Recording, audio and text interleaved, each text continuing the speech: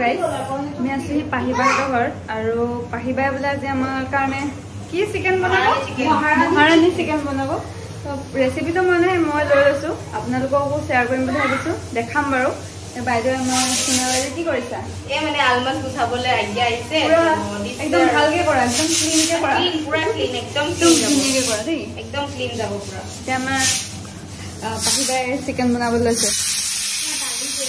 ভাতটো বনাই লৈছে তাৰপৰা মই ৰেচিপিটো দিম আপোনাৰ টমেটো হেৰি কৰিছে আদা নহৰু জলকীয়া সব মিক্স কৰি দিছে ইয়াতে মানে গ্ৰেভিটো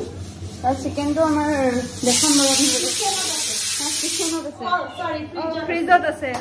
চিকেন ফ্ৰিজত আছে ফ্ৰিজৰ পৰা ওলাই আহিব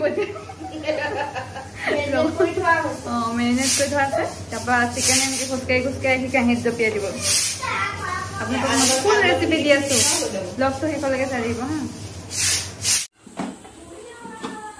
সেইটো কি হয় এয়া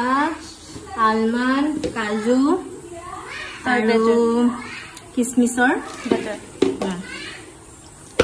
এইটো চিকেনত যাব ন চিকেনত যাব গাইজ বহুত দুখৰ কথা যে আমাৰ চিকেন হৈ গ'ল আমি ব্লগ বনাবলৈ নাপালো এয়া আমাৰ চিকেন ৰাণী চিকেন আমি বিশেষ কামত বাহিৰলৈ যাবলগীয়া হ'ল